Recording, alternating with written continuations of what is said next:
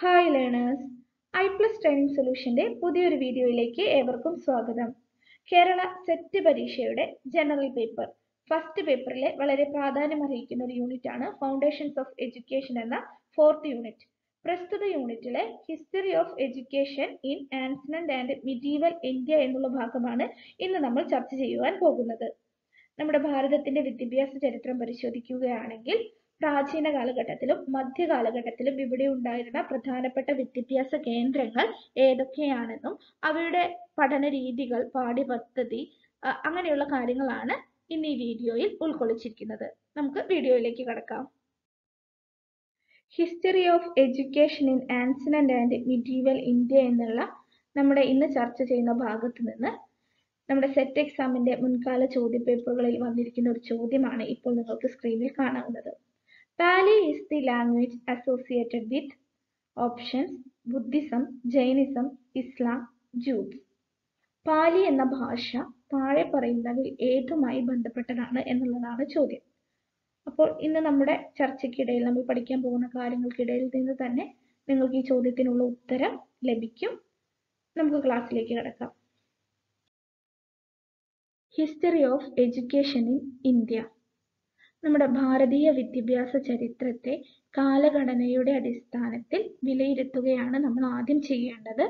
ഏതൊക്കെ കാലഘട്ടത്തിലാണ് ഏതൊക്കെ വിദ്യാഭ്യാസ കേന്ദ്രങ്ങൾ ഇവിടെ ഉണ്ടായിരുന്നത് എന്നതിനെ കുറിച്ചിട്ട് നമുക്ക് വ്യക്തമായ ബോധ്യം വേണം. ഈ കാലഘടനയെ പറ്റി പറയുകയാണെങ്കിൽ വ്യത്യസ്ത ചരിത്ര പണ്ഡിതന്മാർക്കിടയിൽ വ്യത്യസ്ത അഭിപ്രായങ്ങളും വാദങ്ങളും എല്ലാം കാലഘടനയെ കുറിച്ചിട്ട് നിലവിലുണ്ട് എന്നുള്ള കാര്യം നമ്മൾ ആദ്യം ഓർമ്മിക്കണം. എങ്കിലും സാമാന്യമായിട്ട് നമുക്ക് ഇവയെ 5 കാലഘട്ടങ്ങളാക്കിയിട്ട് തിരിക്കുവാൻ പറ്റും. ആദ്യത്തേത് Vedic period, then Buddhist period, medieval period, British period, independence period. ആദ്യത്തെ കാലഘട്ടം വേദ കാലഘട്ടമാണ്. 600 BCക്ക് മുമ്പുള്ള കാലഘട്ടത്തെയാണ് നമ്മൾ വേദിക് പീരീഡ് എന്ന് പറയുന്നത്. അടുത്തത് ബുദ്ധമത കാലഘട്ടമാണ്, ബുദ്ധിസ്റ്റ് പീരീഡ്. BC 600നും AD 1200നും ഇടയിലുള്ള കാലഘട്ടത്തെയാണ് നമ്മൾ എന്ത് പറയുന്നത്, ബുദ്ധിസ്റ്റ് പീരീഡ് എന്ന് പറയുന്നത്. അടുത്തത് മധ്യകാലഘട്ടമാണ്, AD 1200നും 1800നും ഇടയിലുള്ള കാലഘട്ടം. അതിനുശേഷം നമ്മുടെ ഇവിടെ വൈദേശിക ആധിപത്യം വന്നു, പല വൈദേശിക ശക്തികളും വന്നു. അതിൽ തന്നെ ഏറ്റവും കൂടുതൽ വിദ്യാഭ്യാസത്തിന് പ്രാധാന്യം നൽകിയത് ബ്രിട്ടീഷുകാരുടെ വരവോട് കൂടിയിട്ടാണ്. അവർ നമ്മുടെ വിദ്യാഭ്യാസത്തിന് ഒരുപാട് സംഭാവനകൾ നൽകുകയുണ്ടായി. അതുകൊണ്ട് തന്നെ നമുക്ക് ആ കാലഘട്ടത്തെ ബ്രിട്ടീഷ് പീരീഡ് എന്ന് വിളിക്കാം. AD 1800നും 1947 നമ്മുടെ സ്വാതന്ത്ര്യം ലഭിക്കുന്നതിന് തൊട്ട് മുമ്പ് വരെയുള്ള കാലഘട്ടത്തെ നമുക്ക് ബ്രിട്ടീഷ് പീരീഡ് എന്ന നിലയിൽ വിലയിരുത്താം. ദെൻ നമുക്ക് വരുന്നത് ഇൻഡിപെൻഡൻസ് പീരീഡ് ആണ്. ആഫ്റ്റർ ഇൻഡിപെൻഡൻസ് നമുക്ക് സ്വാതന്ത്ര്യം ലഭിച്ചതിന് ശേഷമുള്ള കാലഘട്ടമാണ് ഇൻഡിപെൻഡൻസ് പീരീഡ് എന്നുള്ള രീതിക്ക് നമ്മൾ വിലയിരുത്തുന്നത്. അപ്പൊ ഇത്രയും കാലഗണന നമ്മുടെ മനസ്സിലുണ്ടായിരിക്കണം. ഭാരതീയ വിദ്യാഭ്യാസ ചരിത്രത്തിന്റെ ആദ്യഘട്ടം എന്ന് വിവക്ഷിക്കുന്നത് വേദിക് പീരീഡിനെയാണ്. BC 600ന് മുൻപുള്ള കാലഘട്ടത്തെയാണ് വേദിക് പീരീഡ് എന്ന് സാമാന്യമായി വിളിക്കുന്നത് എന്ന് നമ്മൾ മനസ്സിലാക്കി. സോഴ്സ് ഓഫ് വേദിക് എഡ്യൂക്കേഷൻ, ആ കാലയളവിൽ നിലനിന്നിരുന്ന വേദകാല വിദ്യാഭ്യാസത്തിന്റെ സോഴ്സുകൾ ഏതൊക്കെയാണ് എന്നുള്ളത് നമ്മൾ സാമാന്യമായിട്ട് അറിഞ്ഞിരിക്കണം. വേദസാഹിത്യം, ദി വേദിക് ലിറ്ററേച്ചർ ഭാരതീയ ജനതയുടെ ജീവിതത്തിലെ ഏറ്റവും പ്രധാനപ്പെട്ട ഭാഗമാണ്. അത് ഭാരതീയ ജനതയുടെ ജീവിതവുമായിട്ട് വളരെയധികം അന്തർലീനമായിട്ട് ഇരിക്കുന്ന ഒന്നാണ്, ഇഴുകിച്ചേർന്നിരിക്കുന്ന ഒരു ഘടകമാണ് വേദിക് ലിറ്ററേച്ചർ എന്ന് പറയുന്നത്. The Vedic literature consist of the following. പ്രധാനമായിട്ട് വേദിക് ലിറ്ററേച്ചറിൽ ഉൾപ്പെട്ടിരിക്കുന്ന ഘടകങ്ങൾ ഏതൊക്കെയാണെന്ന് നമ്മൾ അറിഞ്ഞിരിക്കണം. 4 വേദാസ്, 4 വേദങ്ങൾ.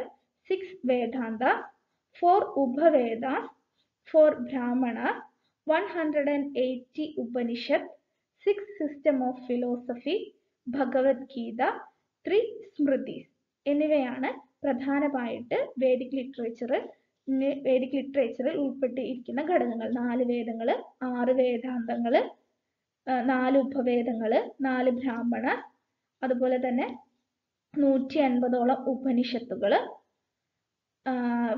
തത്വശാസ്ത്രത്തിന് ഫിലോസഫിയുടെ 6 തത്വങ്ങൾ, 6 സിസ്റ്റംസ്, ഭഗവത്ഗീത, 3 സ്മൃതികൾ എന്നിവയാണ് വേദിക് ലിറ്ററേച്ചറിൽ ഉൾച്ചേർന്നിരിക്കുന്ന പ്രധാനപ്പെട്ട ഘടകങ്ങൾ. ഭാരതീയ വിദ്യാഭ്യാസത്തിന്റെ ആദ്യഘട്ടം വേദകാല വിദ്യാഭ്യാസമാണ് എന്ന് നമ്മൾ മനസ്സിലാക്കി. വേദകാല വിദ്യാഭ്യാസത്തിലെ വേദങ്ങൾക്കാണ് പ്രാധാന്യം നൽകിയിരുന്നത്. വിജ്ഞാനം എന്ന അർത്ഥം വരുന്ന വിദ് എന്ന ധാതുവിൽ നിന്നാണ് വേദം എന്ന പദം രൂപം കൊണ്ടത്. Veda means knowledge. വേദം എന്നാൽ അറിവ് എന്നാണ് സാമാന്യമായ അർത്ഥം. വേദകാലഘട്ടത്തിലെ ഭാഷ സാൻസ്ക്രിറ്റ്, സംസ്കൃതമായിരുന്നു. The Vedas are structured in 4 different collections containing hymns, poems, prayers and religious instructions. 4 കാര്യങ്ങളാണ് പ്രധാനമായിട്ടും വേദങ്ങളിൽ ഉൾച്ചേർന്നിരുന്നത്. ഹിംസ്, സ്തുതിഗീതങ്ങള്, പോയംസ്, കവിതകള്, പ്രയേഴ്സ്, പ്രാർത്ഥനകള്, റിലീജിയസ് ഇൻസ്ട്രക്ഷൻസ്, മതപരമായ നിർദ്ദേശങ്ങൾ എന്നിങ്ങനെയുള്ള 4 കാര്യങ്ങളാണ് വേദങ്ങളിൽ ഉൾച്ചേർന്നിരുന്നത്. പ്രധാനമായിട്ടും 4 വേദങ്ങളുണ്ട്. ഋഗ്വേദ, യജുർവേദ, സാമവേദ, അഥർവവേദ എന്നിവയാണ് പ്രധാനപ്പെട്ട 4 വേദങ്ങൾ. പ്രധാനപ്പെട്ട വേദങ്ങൾ ഏതൊക്കെയാണ് എന്ന് നമ്മൾ മനസ്സിലാക്കി. Each Veda has 4 parts. ഓരോ വേദത്തിനും 4 ഭാഗങ്ങളുണ്ട്. ഏതൊക്കെയാണ് ആ ഭാഗങ്ങൾ? Hymnal portion, ritual portion, forest teachings, philosophical portion എന്നിവയാണ് ആ 4 ഭാഗങ്ങൾ. അപ്പൊ ആദ്യത്തേത് ഹിംനൽ പോർഷൻസ് ആണ്. ഹിംസ് എന്ന് പറഞ്ഞാൽ സ്തുതിഗീതങ്ങൾ എന്നാണ് അർത്ഥം. മന്ത്രങ്ങളാണ് ഇതിൽ ഉൾപ്പെടുന്നത്. രണ്ടാമത്തേത് റിച്വൽ പോർഷൻ ആണ്. ബ്രാഹ്മണാസ്, അതായത് ആചാരപരമായ കാര്യങ്ങളാണ് ഈ ഭാഗത്തിൽ ഉൾച്ചേർത്തിരിക്കുന്നത്. അടുത്തത് ഫോറസ്റ്റ് ടീച്ചിങ്, വനവുമായി ബന്ധപ്പെട്ട നിയമവ്യവസ്ഥകളുമാണ് ആരണ്യകാസ് എന്നും കൂടി അറിയപ്പെടുന്ന ഫോറസ്റ്റ് ടീച്ചിങ്ങിൽ ഉൾപ്പെടുന്നത്. അടുത്തത് ഏറ്റവും പ്രധാനപ്പെട്ട ഭാഗമാണ് 4ാമത്തെ ഭാഗമായ ഫിലോസഫിക്കൽ പോർഷൻസ്. ഫിലോസഫിക്കൽ പോർഷൻസിനെയാണ്, വേദങ്ങളിലെ ഫിലോസഫിക്കൽ പോർഷനെയാണ് ഉപനിഷത്ത് എന്ന പേരിൽ നമ്മൾ അറിയപ്പെടുന്നത്. ഉപനിഷത്ത്. അപ്പോൾ ഓരോ വേദങ്ങൾക്കും 4 ഭാഗങ്ങളുണ്ട്. മന്ത്രാസ്, ബ്രാഹ്മണാസ്, ആരണ്യകാസ്, ഉപനിഷത്ത് എന്നിവയാണ് ആ 4 ഭാഗങ്ങൾ. അപ്പോൾ വേദങ്ങൾ ഏതൊക്കെയാണ് എന്ന് മനസ്സിലാക്കി. ഓരോ വേദത്തിനുമുള്ള 4 ഭാഗങ്ങൾ നമ്മൾ മനസ്സിലാക്കി. ഇനി 4 വേദങ്ങളിലും പ്രധാനമായിട്ട് എന്താണ് ഉൾച്ചേർന്നിരിക്കുന്നത് എന്ന് നമ്മൾ സാമാന്യമായിട്ട് അറിഞ്ഞു വെക്കേണ്ടതുണ്ട്. ആദ്യത്തെ വേദം ഋഗ്വേദമാണ്. സംസ്കൃതത്തിൽ രചിക്കപ്പെട്ട ആദ്യത്തെ കൃതിയാണ് ഋഗ്വേദം എന്നുള്ളത്. അഗ്നിമിലെ പുരോഹിതം എന്നാരംഭിക്കുന്ന കൃതിയാണിത്. അതുപോലെ തന്നെ ഇൻഡോ യൂറോപ്യൻ ഭാഷാഗോത്രത്തിൽപ്പെട്ട ആദ്യ കൃതിയായിട്ട് ഋഗ്വേദത്തെ കരുതുന്ന പണ്ഡിതന്മാരുണ്ട്. ലോകത്തിലെ തന്നെ ആദ്യത്തെ സാഹിത്യ കൃതിയായിട്ട് പലരും വിലയിരുത്തിയിരിക്കുന്നത് ഋഗ്വേദത്തെയാണ്. വേദങ്ങളിൽ വെച്ച് ഏറ്റവും പഴക്കമുള്ള വേദം ഋഗ്വേദമാണ്. ഋഗ്വേദത്തിൽ പ്രധാനമായിട്ടും ഉൾച്ചേർന്നിരിക്കുന്നത് വിവിധ ആചാരങ്ങൾക്കായി ചൊല്ലുന്ന സ്തുതിഗീതങ്ങളാണ്. അത്തരത്തിലുള്ള സ്തുതിഗീതങ്ങളുടെ വലിയൊരു കളക്ഷനാണ് ഋഗ്വേദത്തിൽ പ്രധാനമായിട്ടും ഉൾച്ചേർന്നിരിക്കുന്നത്. അടുത്തത് 2ാമത്തെ വേദമായ യജുർവേദമാണ്. യജുസ് ആൻഡ് വേദാസ് എന്നിങ്ങനെയുള്ള 2 വാക്കുകൾ കൂട്ടിച്ചേർന്നതാണ് യജുർവേദം എന്നുള്ള പദം. യജുർവേദം എന്ന ത്യാഗസൂത്രവാക്യമാണ്, ഒരു സാക്രിഫിക്കൽ ഫോർമുലയാണ് യജുർവേദം എന്ന് പറയുന്നത്. യജുസ് എന്ന യജ്ഞത്തെ സംബന്ധിച്ചത് എന്നാണ് അർത്ഥം. വേദം എന്ന വിദ്യ. അപ്പൊ ഈ 2 പദങ്ങൾ കൂടി ചേർന്നതാണ് യജുർവേദം. യജുർ എന്നുള്ള വാക്ക്, യജുർവേദം എന്നുള്ളത് നമ്മൾ പറഞ്ഞു. അതിനാൽ തന്നെ യജുർവേദം എന്നുള്ളത് യജ്ഞത്തെ സംബന്ധിച്ചുള്ള വിദ്യ എന്ന പേരിലും അറിയപ്പെടുന്നുണ്ട്. അപ്പൊ ഇത്രയും കാര്യങ്ങളാണ് നമ്മൾ യജുർവേദത്തിൽ പ്രധാനമായിട്ട് അറിയപ്പെടുന്നത്. ഇതിലും തന്നെ ഹിംസ്, പ്രാർത്ഥനകൾ, സ്തുതിഗീതങ്ങളാണ് ഉൾച്ചേർന്നിരിക്കുന്നത്. അടുത്തത് സാമവേദമാണ്. സാമവേദം എന്ന് പറഞ്ഞാൽ സംഗീതം ഉൾച്ചേർന്നിരിക്കുന്നത് സാമവേദത്തിലാണ്. ഗാനാത്മകമാണ് സാമവേദം. യജ്ഞാവസരത്തിൽ, യജ്ഞങ്ങൾ നടക്കുന്ന സമയത്ത് യജ്ഞാവസരത്തിൽ ഏറ്റവും കൂടുതൽ ഉപയോഗിക്കുന്ന വേദമന്ത്രങ്ങളാണ് ഋഗ്വേദത്തിൽ ഉൾച്ചേർന്നിരിക്കുന്നത്. സംഗീതകലയുടെ മൂലഗ്രന്ഥമാണ് സാമം എന്നുള്ളത് നമ്മൾ മുൻപേ പറഞ്ഞു. ഋഗ്വേദത്തിന്റെ ഗാനരൂപമാണ് സാമവേദം എന്നും പറയാറുണ്ട്. ഋഗ്വേദത്തിന്റെ ഗാനരൂപമാണ് സാമവേദം എന്നും പറയാറുണ്ട്. 4ാമത്തെ വേദമാണ് അഥർവവേദം. 20 പുസ്തകങ്ങളുടെ ഒരു വലിയ ശേഖരണമാണ് അഥർവവേദം എന്ന് നമുക്ക് പറയാം. മൊത്തം 650 സ്തുതികളും 730 സ്തുതിഗീതങ്ങളും അഥർവവേദത്തിലുണ്ട്. ചതുർവേദങ്ങൾ എന്ന് പറഞ്ഞാൽ ഏതൊക്കെയാ? ഈ 4 വേദങ്ങൾ തന്നെ. ചതുർവേദങ്ങളിൽ 4ാമത്തെ വേദമാണ് അഥർവവേദം. അപ്പൊ ഇത്രയും കാര്യങ്ങളാണ് നമ്മൾ വേദങ്ങളെ പറ്റിയിട്ട് സാമാന്യമായിട്ട് അറിഞ്ഞിരിക്കേണ്ടവ. വേദകാലത്തെ വിദ്യാഭ്യാസത്തിന് വിവിധ ചരിത്രകാരന്മാർ വിവിധ നാമങ്ങൾ നൽകിയിരുന്നു. different terms given by the historians. ഏതൊക്കെയാണവ? Vedic system of education, Brahmanic system of education, Hindu system of education. അപ്പൊ ഈ മൂന്ന് പേരും എന്തിനെ സൂചിപ്പിക്കുന്നതാണ്? വേദിക് പീരീഡിലെ എഡ്യൂക്കേഷൻ സിസ്റ്റത്തെ സൂചിപ്പിക്കുന്ന പേരുകളാണ്. ഇത് നമ്മൾ ഓർത്ത് വെക്കേണ്ടതുണ്ട്. Brahmanic system of education, Vedic system of education, Hindu system of education എന്നറിയപ്പെടുന്നതും വേദകാലഘട്ടത്തിലെ വിദ്യാഭ്യാസ സമ്പ്രദായത്തെ തന്നെയാണ്. Features of Vedic system of education. വേദകാല വിദ്യാഭ്യാസത്തിന്റെ പ്രധാനപ്പെട്ട സവിശേഷതകൾ നമ്മൾ മനസ്സിലാക്കിയിരിക്കേണ്ടതുണ്ട്. Administration and finance. Free education, free from state control. Source income, dan, dakshina and gurudakshina. വേദകാലത്തെ വിദ്യാഭ്യാസം സൗജന്യമായിരുന്നു. സ്റ്റേറ്റിൻ്റെതായ കൺട്രോള്, നിയന്ത്രണങ്ങൾ ഒന്നും തന്നെ ഉണ്ടായിരുന്നില്ല. ഈ വിദ്യാഭ്യാസ കേന്ദ്രങ്ങൾ നടത്തിക്കൊണ്ടു പോകുവാനുണ്ടായിരുന്ന പ്രധാനപ്പെട്ട ഇൻകം എന്ന് പറയുന്നത് ദാനമായി ലഭിക്കുന്ന പണം, അതുപോലെ ദക്ഷിണയായി ലഭിക്കുന്നത്, പിന്നെ ചില വിദ്യാർത്ഥികളെങ്കിലും നൽകുന്ന ഗുരുദക്ഷിണ എന്നിവയിൽ നിന്നുമുള്ള ഇൻകം സ്വീകരിച്ചിട്ടാണ് വേദകാല വിദ്യാഭ്യാസ കേന്ദ്രങ്ങളുടെ നടത്തിപ്പ് പ്രധാനമായിട്ടും മുന്നോട്ട് പോയിരുന്നത്. പിന്നെ structure and organisation of education. ഇത്തരത്തിലുള്ള വിദ്യാഭ്യാസത്തിന്റെ സ്ട്രക്ചർ എങ്ങനെയായിരുന്നു? പ്രധാനമായിട്ടും രണ്ട് തലങ്ങളിലായിട്ടായിരുന്നു വിദ്യാഭ്യാസം നടന്നിരുന്നത്. Primary education and higher education എന്നിങ്ങനെയുള്ള രണ്ട് തലങ്ങളിലാണ് വേദകാലത്തെ വിദ്യാഭ്യാസം നടന്നിരുന്നത്. വേദകാലത്തെ വിദ്യാഭ്യാസത്തിന് പ്രധാനമായിട്ടും രണ്ട് തലങ്ങളുണ്ട് എന്ന് നമ്മൾ മനസ്സിലാക്കി. Primary education and higher education. Primary education, വേദകാല വിദ്യാഭ്യാസത്തിന്റെ പ്രാഥമിക തലം എന്ന് പറയുന്നത് കുട്ടിക്ക് 5 വയസ്സുള്ളപ്പോഴാണ് തുടങ്ങുന്നത്. At the age of 5 years of the child, organised in the family. വീട്ടിൽ വെച്ച് തന്നെ നടക്കുന്ന വിദ്യാഭ്യാസമാണിത്. Ritual is performed called Vidyarambha Sanskara, commencement of the education. വിദ്യാഭ്യാസത്തിന്റെ ആരംഭം എന്ന് പറയുന്നത് വിദ്യാരംഭം എന്ന ചടങ്ങോടുകൂടിയാണ് നടക്കുന്നത്. നമ്മുടെ കുട്ടികളിലൊക്കെ എഴുത്തിനിരുത്തുന്ന ചടങ്ങിന്റെ മൂലരൂപം ഇവിടെ നിന്നാണ് ആരംഭിക്കുന്നത്. അപ്പോൾ വേദിക് എഡ്യൂക്കേഷന്റെ രണ്ടാമത്തെ ലെവൽ എന്ന് പറയുന്നത് ഹയർ എഡ്യൂക്കേഷൻ ആണ്. ഓർഗനൈസ്ഡ് ഇൻ ദി ഗുരുകുല സ്കൂൾസ്. അപ്പൊ വേദകാലത്തെ വിദ്യാകേന്ദ്രങ്ങളെ ഗുരുകുലങ്ങൾ എന്നാണ് അറിയപ്പെട്ടിരുന്നത്. അഡ്മിഷൻ ഏജ് എന്നുള്ളത് ജാതിയുടെ അടിസ്ഥാനത്തിലായിരുന്നു. Brahmin children 8 years of age. ബ്രാഹ്മണ വിദ്യാർത്ഥികൾ 8 വയസ്സ് മുതലാണ് വിദ്യാഭ്യാസം തുടങ്ങുന്നത്. ക്ഷത്രിയാസ് 10 years, 10 വയസ്സ് ഉള്ള പ്രായം മുതൽ ക്ഷത്രിയ വിദ്യാർത്ഥികൾ പഠനം ആരംഭിക്കുന്നു. വൈശ്യ 12 years. വൈശ്യ വിഭാഗത്തിൽപ്പെടുന്ന വിദ്യാർത്ഥികൾ 12ാം വയസ്സിലാണ് വിദ്യാരംഭം നടത്തുന്നത്, വിദ്യാഭ്യാസം തുടങ്ങുന്നത്. ശൂദ്ര, വൈശ്യർക്ക് താഴെയുള്ള വിഭാഗങ്ങളിലെ വിദ്യാർത്ഥികൾക്ക് വിദ്യാഭ്യാസം നിഷേധിച്ചിരുന്നു, അവർക്ക് വിദ്യാഭ്യാസം ലഭിച്ചിരുന്നില്ല എന്നുള്ള വസ്തുതയും നമ്മൾ മനസ്സിലാക്കേണ്ടതുണ്ട്. അപ്പൊ വേദിക് എഡ്യൂക്കേഷനെ 2 ഘട്ടമായിട്ട് തിരിക്കുന്നു. പ്രൈമറി എഡ്യൂക്കേഷൻ എന്നുള്ളത് കുട്ടിയുടെ വീട്ടിൽ തന്നെ നടക്കുന്ന വിദ്യാഭ്യാസമാണ്. ഹയർ എഡ്യൂക്കേഷൻ ആണ് കുട്ടി ഗുരുകുലത്തിൽ എത്തുന്നത്. ഗുരുകുലത്തിനെയാണ് ഇന്നത്തെ സ്കൂൾ എന്ന് പറയുന്നത്. ഗുരുവിന്റെ വീട്ടിൽ താമസിച്ച് വിദ്യാഭ്യസിക്കുന്ന സിസ്റ്റത്തെയാണ് ഗുരുകുലങ്ങൾ എന്ന് പറയുന്നത്. ഗുരുകുല എഡ്യൂക്കേഷൻ. വേദകാല വിദ്യാഭ്യാസത്തിന് പ്രധാനമായി 2 തലങ്ങളുണ്ട് എന്ന് നമ്മൾ മനസ്സിലാക്കി. പ്രൈമറി എഡ്യൂക്കേഷനും ഹയർ എഡ്യൂക്കേഷനും.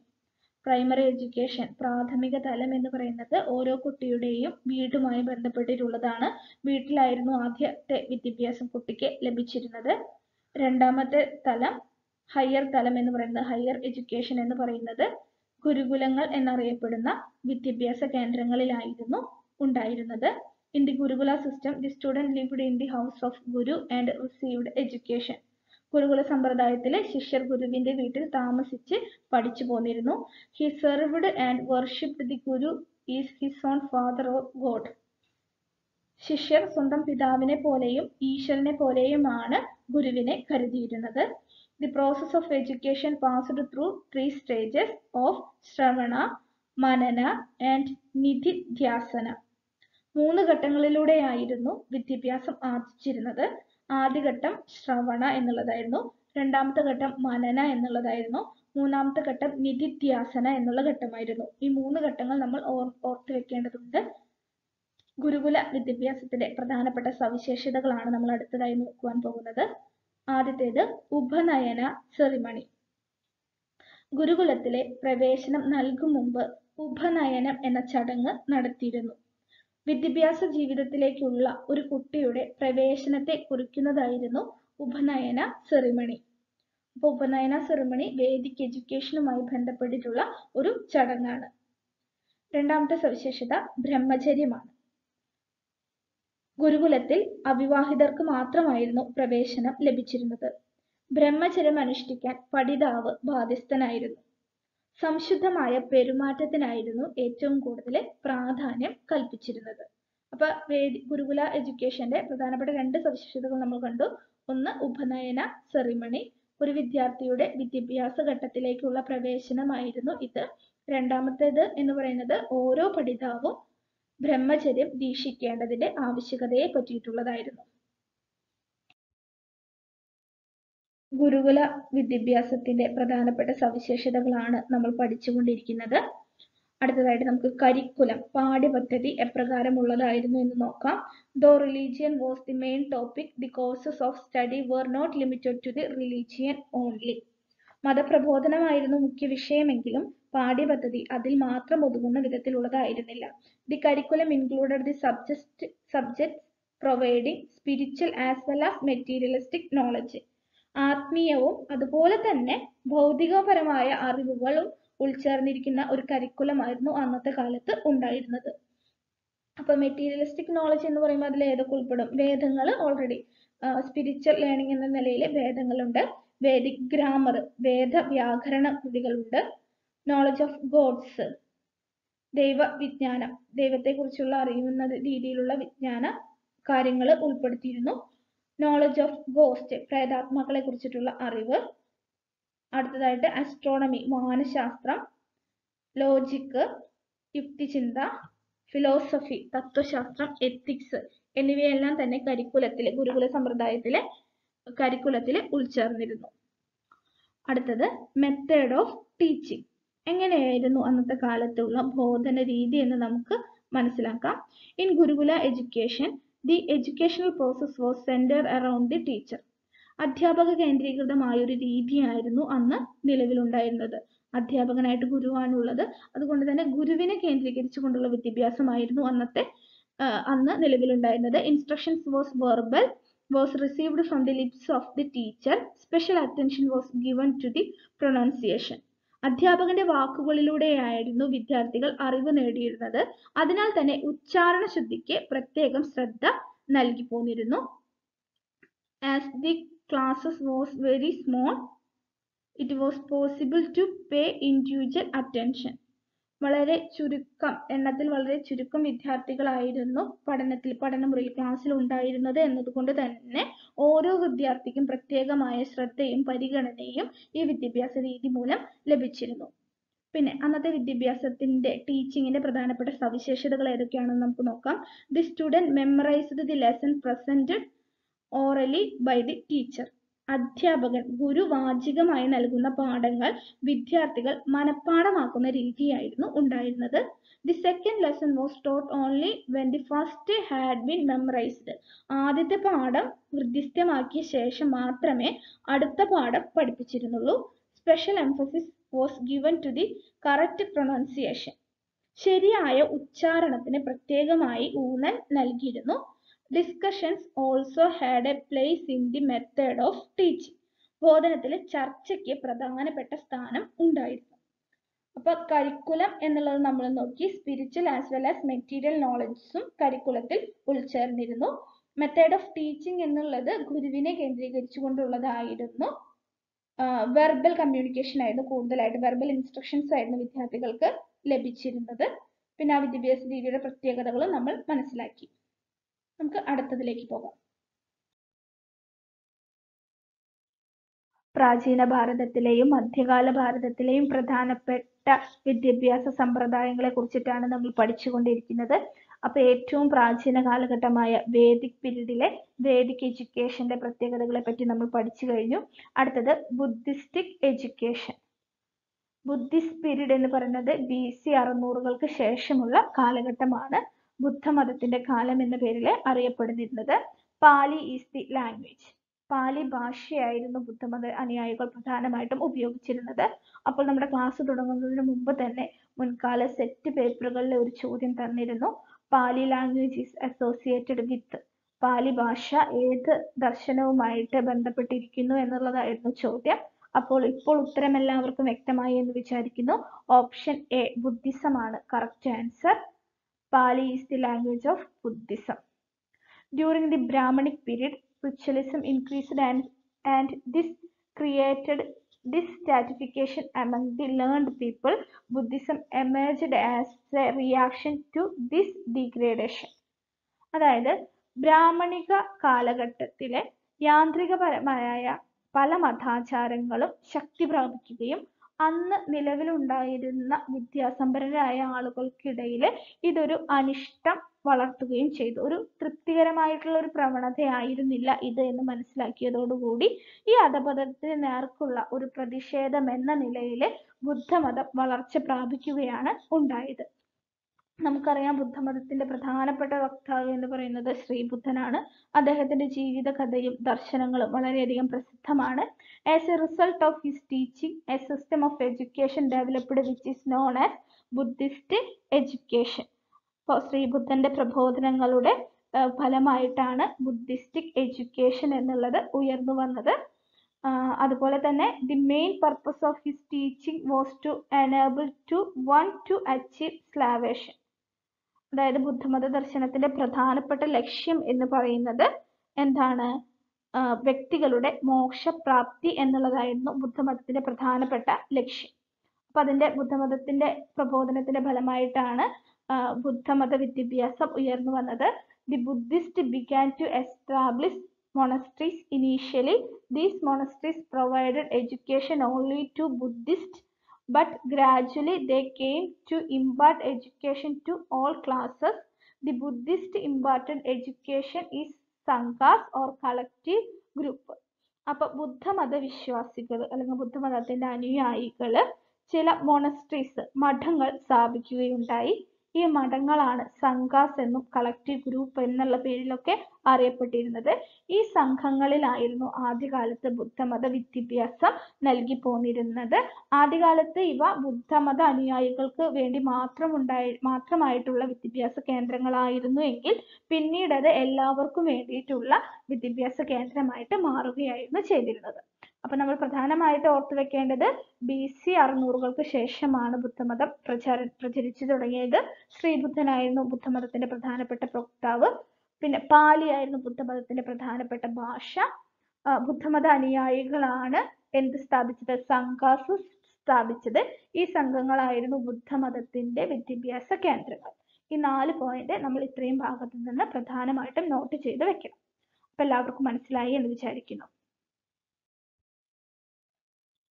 ബുദ്ധമതവുമായി ബന്ധപ്പെട്ട് അറിഞ്ഞിരിക്കേണ്ട പ്രധാനപ്പെട്ട വസ്തുതയാണ് 4 നോബിൾ ട്രൂത്ത്സ് ഇൻ ബുദ്ധിസം. ബുദ്ധമതത്തിലെ പ്രധാനമായിട്ട് ഉള്ള ഉത്തമ സത്യങ്ങൾ, 4 ഉത്തമ സത്യങ്ങളാണിവ. ഏതൊക്കെയാണ് ആ 4 എണ്ണം എന്ന് നമുക്ക് നോക്കാം. Life is full of suffering. ജീവിതം എന്ന് പറയുന്നത് കഷ്ടപ്പാടുകൾ നിറഞ്ഞതാണ്. The cause of suffering is desire. മോഹങ്ങൾ, തൃഷ്ണകളാണ് ഈ കഷ്ടപ്പാടുകളുടെ കാരണം. The end of the suffering is possible. ഇത്തരം സഫറിങ്സിന്റെ കഷ്ടപ്പാടുകളുടെ അവസാനം എന്നുള്ളത് സാധ്യമാണ്. This end is possible the following 8 fold paths. അതായത് ഈ ദുഃഖം, തൃഷ്ണ മൂലം ഉണ്ടാകുന്ന കഷ്ടപ്പാടുകൾ അകറ്റുന്നതിന് വേണ്ടിയിട്ട് അഷ്ടമാർഗങ്ങൾ ഉണ്ട് എന്നും ബുദ്ധിസം പറയുന്നു. അപ്പൊ 4 നോബിൾ ട്രൂത്ത്സിനെ 6 സത്യങ്ങൾ എന്ന പേരിലും 4 നോബിൾ ട്രൂത്ത്സ് അറിയപ്പെടുന്നുണ്ട്. അടുത്തത് എയിംസ് ഓഫ് എഡ്യൂക്കേഷൻ. ബുദ്ധിസ്റ്റ് എഡ്യൂക്കേഷന്റെ പ്രധാനപ്പെട്ട ലക്ഷ്യങ്ങൾ ഏതൊക്കെയാണ് എന്ന് നമുക്ക് നോക്കാം. ഡെവലപ്മെന്റ് ഓഫ് പേഴ്സണാലിറ്റി, വ്യക്തിത്വത്തിന്റെ വികസനം. ഫിസിക്കൽ ആൻഡ് ഇന്റലക്ച്വൽ ഡെവലപ്മെന്റ്, ശാരീരികവും ഭൗതികവുമായ വികസനം. റിലീജിയസ് ആൻഡ് സ്പിരിച്വൽ ഡെവലപ്മെന്റ്, മതപരവും ആത്മീയവുമായ വികാസം. ക്യാരക്ടർ ബിൽഡിംഗ്, സ്വഭാവ രൂപീകരണം. Promotion of social efficiency and happiness, സാമൂഹികമായ കാര്യക്ഷമതയും സന്തോഷവും വളർത്തുക അല്ലെങ്കിൽ അതിനെ പ്രോത്സാഹിപ്പിക്കുക. Presentation and spread of culture, സംസ്കാരത്തിന്റെ വ്യാപനം എന്നിവയാണ് ബുദ്ധിസ്റ്റ് എഡ്യൂക്കേഷന്റെ പ്രധാനപ്പെട്ട എയിംസ് എന്ന് നമുക്ക് പറയാവുന്നത്. Features of Buddhistic education. ബുദ്ധമതകാല വിദ്യാഭ്യാസത്തിന്റെ സവിശേഷതകൾ ഏതൊക്കെയാണ് എന്ന് നമുക്ക് നോക്കാം. ആദ്യത്തേത് എഡ്യൂക്കേഷൻ ഫോർ ഓൾ. അപ്പോൾ ബുദ്ധമതകാലത്തെ വിദ്യാഭ്യാസത്തിന്റെ ഏറ്റവും പ്രധാനപ്പെട്ട സവിശേഷത അത് എല്ലാവർക്കും വിദ്യാഭ്യാസം എന്നുള്ള ഒരു കാഴ്ചപ്പാടാണ് മുന്നോട്ട് വെച്ചിരുന്നത്. ജാതി, മതം, ലിംഗം ഭേദമന്യേ എല്ലാവർക്കും വിദ്യാഭ്യാസം നൽകുന്ന ഒരു രീതിയായിരുന്നു അന്ന് ഉണ്ടായിരുന്നത്. Buddha sanghas and viharas. The Buddhist system of education changed from the Gurukula system to institutional model. Buddhism spread in India through Buddhist viharas and monasteries known as sanghas. It was these institutions that education was also carried on.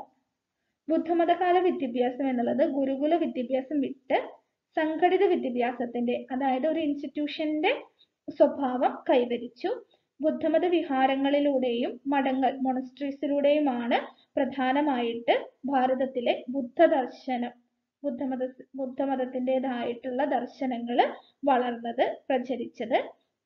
ഈ ബുദ്ധമത ദർശനങ്ങൾ പ്രചരിപ്പിച്ചിരുന്ന ആ മൊണസ്ട്രീസിനെ, മഠങ്ങളിനെയാണ് സംഘാസ് എന്ന് വിളിച്ചിരുന്നത്. അപ്പൊ ബുദ്ധമതത്തിലെ വിദ്യാഭ്യാസ കേന്ദ്രങ്ങളായിരുന്നു എന്ത് പേരിൽ അറിയപ്പെട്ടിരുന്നത്? സംഘാസ് എന്ന പേരിൽ അറിയപ്പെട്ടിരുന്നത്. It was these institutions that education was also carried on. ഇവിടെയായിരുന്നു പ്രധാനമായിട്ട് എന്ത് നടന്നിരുന്നത്? വിദ്യാഭ്യാസം നൽകി പോന്നിരുന്നത്. ബുദ്ധ സംഘാസ് ആൻഡ് വിഹാരാസ്. അപ്പൊ ബുദ്ധമതത്തിലെ വിദ്യാഭ്യാസ കേന്ദ്രങ്ങളിലെ എന്ത് പേരുകളിൽ അറിയപ്പെട്ടിരുന്നു? സംഘാസ് എന്നും വിഹാരാസ് എന്നും അറിയപ്പെട്ടിരുന്നു. അടുത്തത് pabbajja ceremony. The word pabbajja means to go out. It means that the child goes out of his family to join Sangha. It was observed at the age of 8. After the ceremony, the student was called a Sramana or Samanar. പബജ, പുറത്തേക്ക് പോവുക. Go out എന്ന അർത്ഥമാണ് പബജ എന്ന പദത്തിന് പ്രധാനമായിട്ടുള്ളത്. അതായത് ബുദ്ധമതത്തിന്റെ വിദ്യാഭ്യാസ കേന്ദ്രമായ സംഘത്തിൽ ചേരാൻ വേണ്ടി കുട്ടി വീട് വിട്ട് പുറത്തു പോവുക എന്നതിന്റെ സൂചനയാണ് പബജ എന്നുള്ള ആചാരം. ഇതൊരു ആചാരമാണ്. 8ാം വയസ്സിലാണ് പ്രധാനമായിട്ടും ഇത് നടത്തി പോന്നിരുന്നത്. ഇങ്ങനെ പബജ സെറിമണി, പബജ ചടങ്ങ് കഴിഞ്ഞ കുട്ടി ശ്രമണർ എന്ന പേരിലാണ് അറിയപ്പെട്ടിരുന്നത്. അപ്പൊ പബജ സെറിമണി എന്താണെന്ന് മനസ്സിലായി. ബുദ്ധമത വിദ്യാഭ്യാസം തുടങ്ങുന്ന ചടങ്ങിനെയാണ് പബജ എന്ന പേരിൽ അറിയപ്പെടുന്നത്. അടുത്തത് ഉപസംവാദ. ഉപസംവാദ എന്നും പ്രൊനൗൺസ് ചെയ്യാം. At the age of 20, there was Upasamvada ceremony which determined whether one was fit for permanent living in monastery or not. After this ritual, the male monk was called Bhikshu and female monk was called Bhikshuni. അപ്പോൾ പബജ പോലെ തന്നെയുള്ള മറ്റൊരു ചടങ്ങാണ് ഉപസംവാദ എന്നുള്ളത്. പബജ ceremony കഴിഞ്ഞ് 20 വയസ്സ്, പബജ ceremony കഴിഞ്ഞതിന് ശേഷമാണ് ഉപസംവാദ ചടങ്ങ് നടക്കുക. അത് 20ാം വയസ്സിലാണ് ഈ ചടങ്ങ് പ്രധാനമായിട്ട് നടക്കുന്നത്. 20ാം വയസ്സിൽ ഉപസംവാദ എന്ന ചടങ്ങ് നടത്തി പോന്നിരുന്നു. അതായത് ബുദ്ധവിഹാരത്തിലെ സ്ഥിരമായി താമസിക്കാൻ വിദ്യാർത്ഥി അർഹനാണോ എന്ന് തീരുമാനിക്കുന്ന ചടങ്ങായിരുന്നു ഉപസംവാദ എന്നുള്ളത്. ഈ ചടങ്ങ് കഴിഞ്ഞാലുള്ള ബുദ്ധമത സന്യാസിയെ, വിദ്യാർത്ഥിയെ ഭിക്ഷുണി, പെൺകുട്ടിയാണെങ്കിൽ ഭിക്ഷുണി എന്നും ആൺകുട്ടിയാണെങ്കിൽ ഭിക്ഷു എന്ന പേരിലും അറിയപ്പെട്ടിരുന്നു. അടുത്തത് the total period of education was 22 years, 10 years of after pabbajja and 10 years after upasampada. അപ്പൊ പബജ സെറിമണി എന്നുള്ളത് ഒരു വിദ്യാർത്ഥിയുടെ 8ാം വയസ്സിലാണ് നടക്കുന്നത് എന്ന് ഞാൻ പറഞ്ഞു. അതിനുശേഷം 12 വയസ്സ് കഴിഞ്ഞാലാണ് ഉപസംവാദ സെറിമണി 20ാം വയസ്സിൽ നടക്കുന്നത്. അപ്പോൾ ടോട്ടൽ 22 years ആണ് ബുദ്ധിസ്റ്റ് എഡ്യൂക്കേഷനിലെ വിദ്യാഭ്യാസ കാലഘട്ടം എന്ന് പറയുന്നത്. 22 വർഷമാണ്. ബുദ്ധമതകാല വിദ്യാഭ്യാസത്തിന്റെ പ്രധാനപ്പെട്ട സവിശേഷതകളാണ് നമ്മൾ നോക്കിക്കൊണ്ടിരിക്കുന്നത്. അടുത്തത് ടീച്ചർ സ്റ്റുഡന്റ് റിലേഷൻഷിപ്പ്. ബുദ്ധമതകാലത്തെ വിദ്യാഭ്യാസ രീതിയിലെ അധ്യാപക വിദ്യാർത്ഥി ബന്ധം എത്തരത്തിലുള്ളതായിരുന്നു എന്ന് നമുക്ക് നോക്കാം. The teacher were great scholars. There were not Brahmins. The teacher relation with the student was like that of father to his son. അധ്യാപകരെല്ലാം തന്നെ വലിയ പണ്ഡിതരായിരുന്നു, പക്ഷെ അവർ ബ്രാഹ്മണർ ആയിരുന്നില്ല. അതുപോലെ തന്നെ വേദകാല വിദ്യാഭ്യാസത്തിന്റെ പ്രത്യേകതയായിട്ട് നമ്മൾ കണ്ടു, ഗുരുവിനെ പിതാവിന് തുല്യവും ദൈവവുമായിട്ടായിരുന്നു ശിഷ്യരെ കണക്കാക്കിയിരുന്നത്. അതുപോലെ തന്നെ ഇവിടെയും അധ്യാപകന് വിദ്യാർത്ഥികളോടുള്ള ബന്ധം എന്ന് പറയുന്നത് അച്ഛന് മകനോടുള്ള ബന്ധം എന്നതുപോലെയായിരുന്നു. അടുത്തത് method of teaching. The method was oral. വേദകാല വിദ്യാഭ്യാസത്തിലെ പോലെ തന്നെ ഭാഷണ രീതിയാണ് ബോധനത്തിന് പഠിപ്പിക്കുന്നതിന് വേണ്ടിയിട്ട് ഉപയോഗിച്ചിരുന്നത്. The student memorise the roots and conjugation of the grammar by roting learning. അതായത് വ്യാകരണ കാര്യങ്ങളെല്ലാം തന്നെ കുട്ടി ഉരുവിട്ട് പഠിക്കുന്ന മനഃപ്പാഠമാക്കുന്ന ഒരു രീതിയായിരുന്നു ഉണ്ടായിരുന്നത്. But discussion and argumentation on philosophical and religious subjects were also conducted. മനഃപ്പാഠമാക്കി പഠിക്കുന്ന ഒരു രീതി ഉണ്ടായിരുന്നു. അതേസമയം തന്നെ ദാർശനികവും മതപരവുമായ പഠനത്തിന് ചർച്ചകളും വാദപ്രതിവാദങ്ങളും കരിക്കുലത്തിലെ നമ്മുടെ ടീച്ചിങ്ങിന്റെ രീതിയിൽ ഉൾപ്പെടുത്തിയിരുന്നു എന്ന് നമുക്ക് മനസ്സിലാക്കാനായിട്ട് സാധിക്കും. അടുത്തത് കരിക്കുലം, പാഠ്യപദ്ധതി. The curriculum of education during this period was comprehensive. It included religious, philosophy, metaphysics, logic, medicine, administration, and so on. Curriculum, പാഠ്യപദ്ധതി. ഈ കാലഘട്ടത്തിലെ വിദ്യാഭ്യാസ പാഠ്യപദ്ധതി സമഗ്രമായിട്ടുള്ള ഒരു പാഠ്യപദ്ധതിയായിരുന്നു. മതധർമ്മങ്ങള്, ദർശനങ്ങള്, അതീന്ദ്രിയ ദർശനം, മെറ്റാഫിസിക്സ്, യുക്തിവാദം, വൈദ്യശാസ്ത്രം, ഭരണനിർവഹണം തുടങ്ങിയവയെല്ലാം ഇതിൽ ഉൾപ്പെട്ടിരുന്നു. അതായത് പാഠ്യക്രമം രണ്ട് വിധത്തിലുള്ളതായിരുന്നു എന്ന് നമുക്ക് മനസ്സിലാക്കാം. ആത്മീയപരമായുള്ളതും ഉണ്ടായിരുന്നു, ഭൗതികപരമായിട്ടുള്ളതും ഉണ്ടായിരുന്നു. വൊക്കേഷണൽ എഡ്യൂക്കേഷൻ അതാണ് അടുത്ത സവിശേഷതയായിട്ട് നമുക്ക് ചൂണ്ടിക്കാണിക്കാവുന്നത്. തൊഴിൽപരമായ വിദ്യാഭ്യാസം. The Buddhist education was religious in character. It did not ignore occupational and technical education. It provided training in agriculture, commerce, cottage industries, animal husbandry, etc. ബുദ്ധമതകാല വിദ്യാഭ്യാസം മതധർമ്മത്തിലെ അധിഷ്ഠിതമായിരുന്നു എങ്കിലും അത് തൊഴിലുകളുടെയും സാങ്കേതിക വിദ്യയുടെയും പഠനത്തെ അവഗണിച്ചിരുന്നില്ല. അത്തരത്തിലുള്ള പഠനങ്ങൾക്ക് കൂടി പ്രാധാന്യം നൽകിയിരുന്നു. കൃഷി, വ്യാപാരം, കുടിൽ വ്യവസായങ്ങള്, മൃഗപരിപാലനം തുടങ്ങിയവയെല്ലാം തന്നെ വിദ്യാർത്ഥികളെ പഠിപ്പിച്ചിരുന്നു. അതുപോലെ തന്നെ തൊഴിൽ വിദ്യാഭ്യാസത്തിലുള്ള താല്പര്യം പൊതുവിദ്യാഭ്യാസത്തിലും മതധർമ്മ പഠനത്തിലും ഉണ്ടായിരുന്നതിനേക്കാൾ ഒട്ടും കുറവായിരുന്നില്ല. എല്ലാത്തിനും അതിൻ്റെതായ ഒരു പ്രാധാന്യം ബുദ്ധമത കാലത്തെ വിദ്യാഭ്യാസം നൽകിയിരുന്നു എന്ന് നമുക്ക് മനസ്സിലാക്കാനായിട്ട് സാധിക്കുന്നു. ഭാരതീയ വിദ്യാഭ്യാസ ചരിത്രത്തിലെ സുപ്രധാനമായ രണ്ട് കാലഘട്ടങ്ങളിലെ വിദ്യാഭ്യാസ സമ്പ്രദായത്തെക്കുറിച്ച് നമ്മൾ മനസ്സിലാക്കി കഴിഞ്ഞിരിക്കുന്നു. Vedic education and Buddhistic education. അടുത്തതായിട്ട് നമ്മൾ നോക്കുവാൻ പോകുന്നത് മധ്യകാല വിദ്യാഭ്യാസം, മധ്യകാല ഭാരതത്തിലെ വിദ്യാഭ്യാസ സമ്പ്രദായത്തെ പറ്റിയിട്ടാണ്. Islamic education during medieval India. മധ്യകാല ഭാരതത്തിൽ നിലനിന്നിരുന്ന വിദ്യാഭ്യാസ സമ്പ്രദായങ്ങളിൽ ഏറ്റവും പ്രാധാന്യം അർഹിക്കുന്നതായിരുന്നു ഇസ്ലാമിക് എഡ്യൂക്കേഷൻ എന്നുള്ളത്. മധ്യകാല ഇസ്ലാമിക ഘട്ടം മുഹമ്മദ് ഘോറിയുടെ അധികാരത്തെ തുടർന്നുള്ള AD 1192 മുതൽ ഔറംഗസേബിന്റെ മരണം സംഭവിച്ച AD 1707 വരെ നീണ്ടു നിന്നതാണ് എന്ന് ചരിത്രകാരന്മാർ വാദിക്കുന്നുണ്ട്. ഇനി ഇസ്ലാമിക വിദ്യാഭ്യാസത്തെ പറ്റിയിട്ടുള്ള പ്രസിദ്ധനായ ഹസ്രത്ത് മുഹമ്മദിന്റെ വാക്കുകൾ നിങ്ങൾക്കിപ്പോൾ സ്ക്രീനിൽ കാണാം. According to Hazrat Muhammad, of all the gift that parent can give to their children, the best is the gift of a liberal education. മാതാപിതാക്കൾക്ക് തങ്ങളുടെ കുട്ടികൾക്ക് നൽകാവുന്ന ഏറ്റവും ശ്രേഷ്ഠമായ സമ്പത്ത് അല്ലെങ്കിൽ സമ്മാനം എന്ന് പറയുന്നത് വിദ്യാഭ്യാസമാണ്. അപ്പോൾ മുസ്ലിമുകൾ വിദ്യാഭ്യാസത്തിന് നൽകിയിരിക്കുന്ന പ്രാധാന്യം എത്രത്തോളം ഉണ്ട് എന്ന് നമുക്ക് ഈ വാക്കുകളിൽ നിന്ന് തന്നെ മനസ്സിലാക്കാവുന്നതാണ്. Aims of education. ഇസ്ലാമിക വിദ്യാഭ്യാസത്തിന്റെ പ്രധാനപ്പെട്ട ലക്ഷ്യങ്ങൾ എന്തൊക്കെയാണ് എന്ന് നമുക്ക് നോക്കാം. Spread of light of knowledge. വിജ്ഞാനത്തിന്റെ അറിവിന്റെ പ്രകാശം പരത്തുക. Propagation of religion. മതപ്രചാരണം. Obedience to Islamic laws and tradition. ഇസ്ലാമിക നിയമങ്ങളുടെയും ആചാരങ്ങളുടെയും പാലനം. Infusion of distinct morality. വ്യക്തമായ സാൻമാർഗികമായ ശീലങ്ങൾ സംശീകരിക്കുക അല്ലെങ്കിൽ നേടിയെടുക്കുക. Achievement of material prosperity.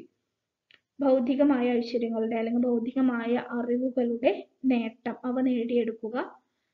Strengthening of administration, ഭരണകൂടത്തെ ശക്തിപ്പെടുത്തുക എന്നിവയായിരുന്നു ഇസ്ലാമിക് എഡ്യൂക്കേഷന്റെ പ്രധാനപ്പെട്ട ലക്ഷ്യങ്ങളായിട്ട് നമുക്ക് മനസ്സിലാക്കാൻ സാധിക്കുന്നത്. ഇസ്ലാമിക വിദ്യാഭ്യാസത്തിന്റെ പ്രധാനപ്പെട്ട സവിശേഷതകൾ ഏതൊക്കെയാണെന്ന് നമുക്ക് നോക്കാം. മക്തബ് and മദ്രസാസ്. During the Islamic period, education was given in maktab and madrasas attached to mosque. ഇസ്ലാമിക വിദ്യാഭ്യാസം മക്തബുകൾ, മദ്രസാസ് എന്ന രണ്ടു തരം സ്ഥാപനങ്ങളിലൂടെയാണ് നൽകി പോന്നിരുന്നത്. ഇവ രണ്ടും മുസ്ലിം ആരാധനാലയങ്ങളോട് ചേർന്നിട്ടായിരുന്നു സ്ഥിതി ചെയ്തിരുന്നത്. The term maktab has been taken from the katab, which means to write. എഴുതുക എന്ന അർത്ഥം വരുന്ന കഥബ് എന്ന പദത്തിൽ നിന്നാണ് മക്തബ് എന്ന പദത്തിന്റെ ഉത്ഭവം. Maktab is a place where writing was taught and primary education was given. അപ്പൊ മക്തബുകളെല്ലാം തന്നെ എഴുത്തുപള്ളികളായിരുന്നു. പ്രാഥമികമായ വിദ്യാഭ്യാസം സ്ഥിതിച്ചിരുന്ന വിദ്യാകേന്ദ്രങ്ങളെയാണ് മക്തബുകൾ എന്ന് സാമാന്യമായിട്ട് വിവക്ഷിച്ചിരുന്നത്. മദ്രസ has been taken from the word darsa, which means to learn. അറിവ് എന്ന് അല്ലെങ്കിൽ പഠിക്കുക എന്ന അർത്ഥം വരുന്ന ദർസ എന്ന പദത്തിൽ നിന്നാണ് മദ്രസ എന്ന പദം ഉത്ഭവിച്ചത്. The higher education was given in madrasas. അപ്പോൾ പ്രാഥമിക വിദ്യാഭ്യാസം മക്തബുകളിലും ഹയർ എഡ്യൂക്കേഷൻ മദ്രസകളിലുമാണ് നടന്നിരുന്നത്. അപ്പോൾ നമ്മൾ മുൻപേ തന്നെ പഠിച്ചിരുന്നു, വേദിക് എഡ്യൂക്കേഷൻ നടന്നിരുന്നത് ഗുരുകുലങ്ങളിലാണ്. ബുദ്ധമത വിദ്യാഭ്യാസം നടന്നിരുന്നത് എവിടെയാണ്? ബുദ്ധവിഹാരങ്ങളിലും സംഘങ്ങളിലുമായിരുന്നു. ഇസ്ലാമിക വിദ്യാഭ്യാസം നടന്നിരുന്ന സ്ഥാപനങ്ങളുടെ പേര് മക്തബ് എന്നും മദ്രസാസ് എന്നുമാണ്. അടുത്തത് Bismillah. Education began with the performance of a ritual known as Bismillah, which was performed at the age of 4 years, 4 months and 4 days. ബിസ്മില്ലാ എന്നറിയപ്പെടുന്ന മതാചാരത്തോടു കൂടിയായിരുന്നു ഇസ്ലാമിക വിദ്യാഭ്യാസത്തിന്റെ വിദ്യാരംഭം എന്നുള്ളത്. 4 വയസ്സും 4 മാസവും 4 ദിവസവും പ്രായമാകുന്ന ദിവസമാണ് അത് ആചരിച്ചിരുന്നത്. It was similar to the Upanayana ceremony of the Vedic period and Pabaja ritual of the Buddhistic period. അപ്പോൾ നമ്മൾ മുൻപേ പഠിച്ചു കഴിഞ്ഞു, വേദിക് പീരീഡിലെ വിദ്യാഭ്യാസത്തിലേക്ക് കുട്ടി പ്രവേശിക്കുന്ന ചടങ്ങിനെ ഉപനയന സെറിമണി എന്ന് പറയും. അതുപോലെ തന്നെ ബുദ്ധിസ്റ്റ് കാലഘട്ടത്തിലെ വിദ്യാഭ്യാസ പ്രവേശനത്തിന്റെ ചടങ്ങിനെ പപജ എന്ന പേരിലുമാണ് അറിയപ്പെട്ടിരുന്നത്.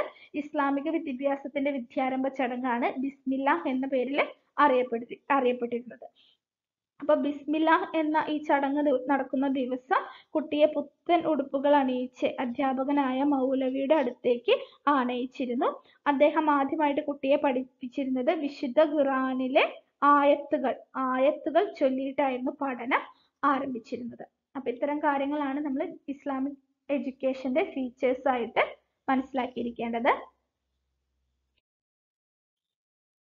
മെഡീവൽ ഇന്ത്യയിൽ നിലനിന്നിരുന്ന വിദ്യാഭ്യാസ സമ്പ്രദായമായിരുന്നു ഇസ്ലാമിക വിദ്യാഭ്യാസം. ഇസ്ലാമിക വിദ്യാഭ്യാസത്തിന്റെ മെയിൻ ഫീച്ചേഴ്സ്, പ്രധാനപ്പെട്ട സവിശേഷതകളാണ് നമ്മൾ നോക്കിക്കൊണ്ടിരിക്കുന്നത്. അടുത്തത് കരിക്കുലം.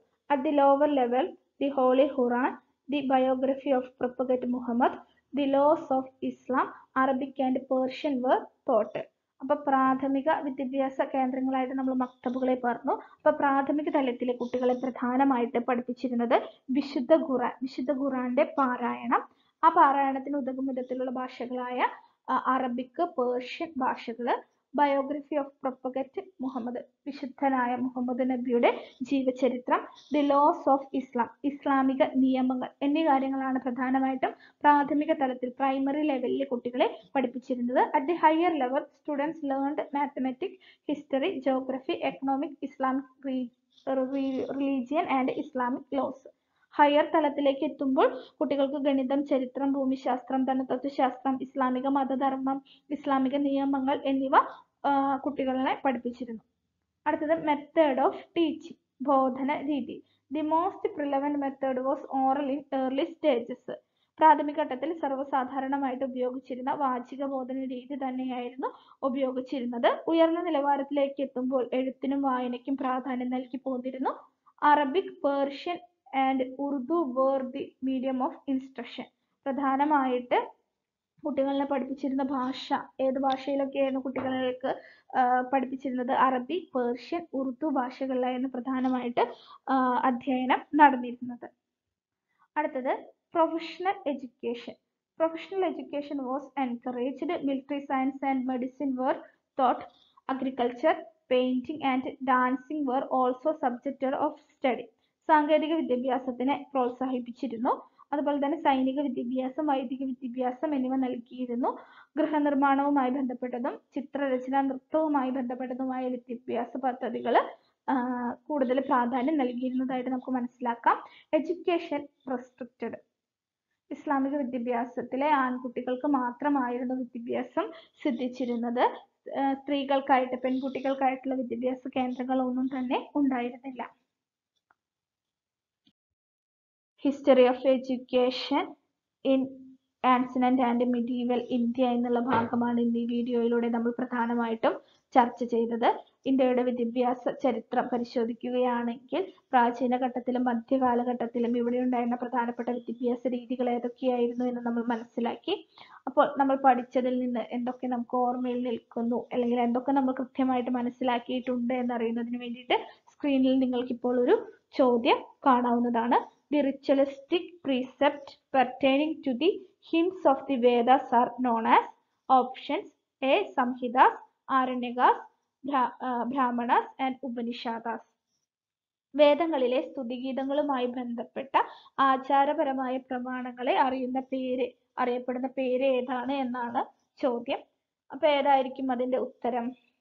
നമ്മൾ ആദ്യമേ തന്നെ ചർച്ച ചെയ്തിരുന്നു. വേദങ്ങളെ 4 ഭാഗങ്ങളായിട്ട് തിരിച്ചിരിക്കുന്നുണ്ട്. ഓരോ ഭാഗങ്ങളിലും ഓരോ പാർട്ടുകളിലും ഓരോ കാര്യങ്ങളാണ് ഉൾപ്പെടുന്നത്. അപ്പോൾ വേദങ്ങളിലെ സ്തുതിഗീതങ്ങളുമായി ബന്ധപ്പെട്ട ആചാരപരമായ മതപരമായ പ്രമാണങ്ങൾ ഏത് വിഭാഗത്തിലാണ് പെടുന്നത്? ഓപ്ഷൻ സി, ബ്രാഹ്മണാസ് എന്നുള്ളതാണ് ഉത്തരം. അപ്പോൾ ഉത്തരത്തിലേക്ക് എല്ലാവരും എത്തിച്ചേർന്നു എന്ന് വിശ്വസിക്കുന്നു. വീണ്ടും റിപ്പീറ്റ് ചെയ്ത് പറയുകയാണ്. എല്ലാവരും അവരവരുടേതായ കുഞ്ഞു കുഞ്ഞു നോട്ടുകൾ എഴുതിയെടുക്കുക എന്നതാണ് പഠനം സുഖകരമാക്കാനുള്ള ഏറ്റവും നല്ല വഴി എന്ന് പറയുന്നത്. അപ്പോൾ എല്ലാവർക്കും ഈ വീഡിയോ ഉപകാരമായി എന്ന് വിചാരിക്കുന്നു. നമുക്ക് പുതിയൊരു വീഡിയോയുമായിട്ട് വീണ്ടും കാണാം. Thank you learners.